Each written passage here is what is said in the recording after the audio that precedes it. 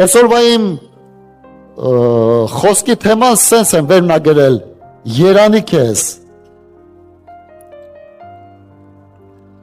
որտեղ հասկանում ենք մի բան, որ Տերը իր խոսքի միջով ասում է երանելի քեզ, երբ որ դու Տերից վախենում ես։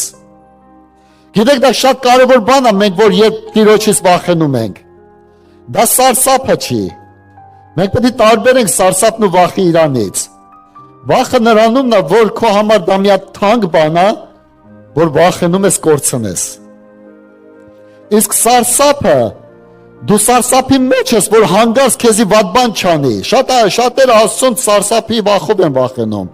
Ասում են, վայ, հանգարց սենց բան չանեք, որ Աստված չպատժի, սենց բան չանեք, որ Աստվածը մեզի չվնասի,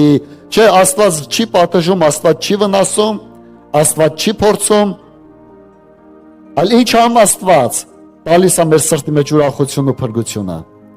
Բայց ինչ անենք, որ այդ Աստծուն չկորցնենք մեր կյանքի մեջ։ Վախը սրամ, ասում է, երանի նրան, որ վախենում է Աստծուց, ինչի, որ չկորցնես Աստծուն։ Որտեվ եթե դու վախենում ես Աստծուն չկորցնելուց, Աստված ունի այդ օրհնությունները ինձ ու քեզ տալու։ Բայց եթե չես վախենում Աստծուն կորցնելուց, օրես մի օր կնաս, որ դու կորցրել ես։